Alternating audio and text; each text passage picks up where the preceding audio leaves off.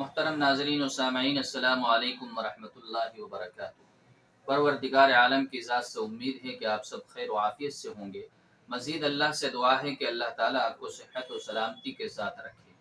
ناظرین، آج کی ویڈیو میں ہم اس برائی اور اس گناہ کا تذکرہ کریں گے کہ جو دو انسانوں کے درمیان کی محبت کو نفرتوں میں تبدیل کر دیتی ہے اور دو انسانوں کے مضبوط اور گہرے تعلق کو بھی وہ ختم کر ڈالتی ہے۔ حتیٰ کہ بسا اوقات وہ برائی میاں اور بیوی کے درمیان کی محبت کو بھی پامال کر کے ان میں بھی جدائی ڈالنے کا ذریعہ اور سبب بن جایا کرتی ہے۔ وہ دو خاندان جن کے آپس میں گہرے مراسم ہو، گہرے تعلقات ہو اور آپس میں ان کی خوب محبت والے تعلقات ہو، لیکن یہ برائی جب ان کے اندر داخل ہوتی ہے تو یہ برائی ان کی تمام تر محبتوں کو، تمام تر تعلقات کو ختم کر کے ان کے درمیان بھی منافرت اور جدائی کا ذریعہ اور سبب بن جایا کرتی ہے۔ ایسا سماج اور ایسا معاشرہ جہاں صلح و آشتی کا دور دورہ ہو، امن و محبت کا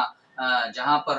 خوب ماحول ہو، یہ اس ماحول کو بھی خراب کر دیتی ہے، اس ماحول میں بھی زہر گھول دیتی ہے اور ان کے درمیان بھی منافرت اور نفرت پیدا کر دیتی ہے۔ ناظرین، وہ برائی ہے چغل خوری کی برائی۔ شریعت کی نگاہ میں تو اس برائی کو بہت سنگین اور خطرناک قرار دیا ہی گیا ہے، یہاں تک کہ رحمت دو عالم صلی اللہ علیہ وسلم نے ارشاد فرمایا، لا يدخل الجنت نمام، کہ اس برائی کا عادی جو شخص ہوگا وہ جنت میں داخل نہیں ہو سکے گا۔ اب آپ اندازہ لگائیں کہ جنت جیسی نعمت جو ہر مومن کا ٹھکانہ ہے اور ہر مومن کا گویا کہ مطلوب ہے، وہ جنت اس برائی کی وجہ سے ایک مومن کے اوپر بھی حرام ہو جاتی ہے۔ جی ہاں ناظرین،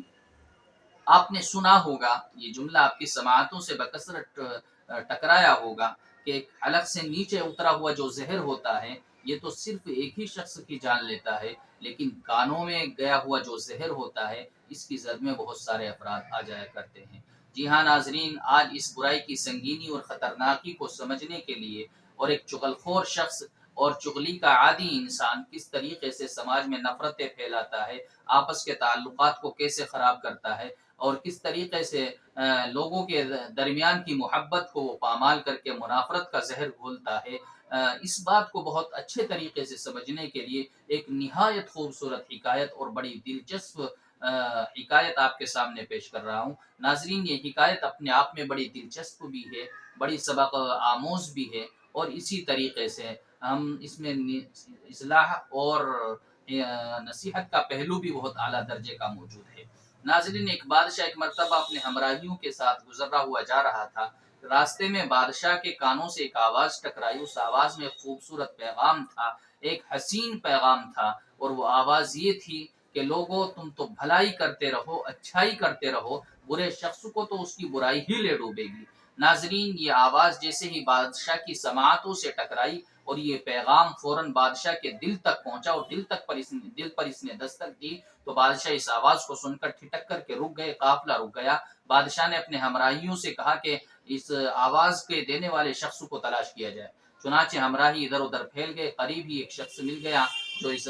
جملے کو دہراتا ہوا گلیوں سے گزر رہا تھا۔ بادشاہ کے حضور پیش کر دیا گیا۔ بادشاہ نے واپس وہ جملہ دہرانے کا حکم صادر کیا۔ اس شخص نے وہ جملہ دہرایا تو بادشاہ کو بے حد پسند آیا، تو بادشاہ نے اس شخص کو اپنے یہاں ملازم منتخب کر لیا۔ تمہاری ذمہ داری یہ ہے کہ تم ہمارے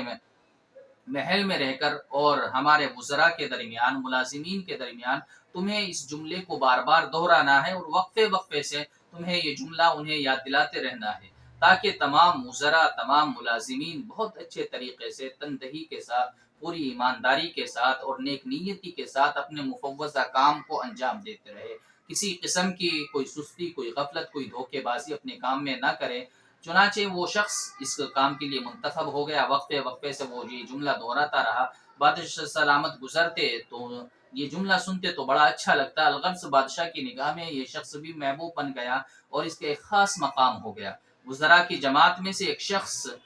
جس نے اس چیز کو خاص طور سے نوٹ کیا کہ یہ شخص ابھی ملازم ہوا ہے، بہت زیادہ مدت اسے نہیں ہوئی، لیکن بادشاہ کی نگاہ میں تو یہ وہ مقام حاصل کر گیا جو مقام ہم بھی حاصل نہیں کر سکے، جو مدتوں سے کام کر رہے ہیں۔ تو ناظرین، اس شخص نے ایک چال چلی اور اس کے شیطانی دماغ میں ایک حرب آیا۔ اس نے بادشاہ کے پاس جا کر کے اس شخص کی چغلی کی، اور چغلی اس طریقے پر کی کہ بادشاہ سلامت، آپ نے جو نیا ملازم رکھا ہے وہ آپ کے متعلق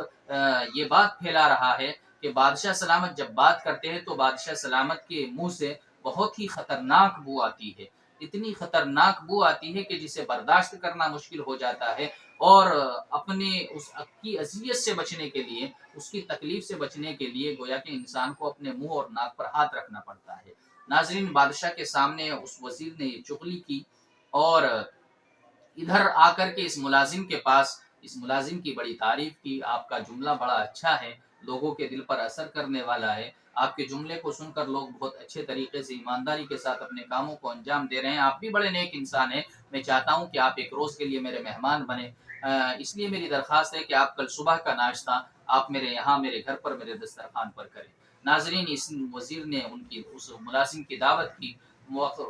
وعدے کے مطابق وہ ملازم ان کے دسترخوان پر پہنچ گیا، صبح کو ناشتہ کیا، ناشتے میں وزیر نے جو کھانا پیش کیا اس میں روٹی کے ساتھ لہسن اور پیاز پیش کیا، تو ان لوگوں نے روٹی اور لہسن کھایا، اور کھانے کے بعد ادھر سے ہی یہ محل کی طرف روانہ ہو گئے اور اپنے ذمہ داریوں پر اپنے کاموں پر اپنے کاموں کو انجام دینے لگے۔ تو بادشاہ نے اس ملازم کو طلب کیا،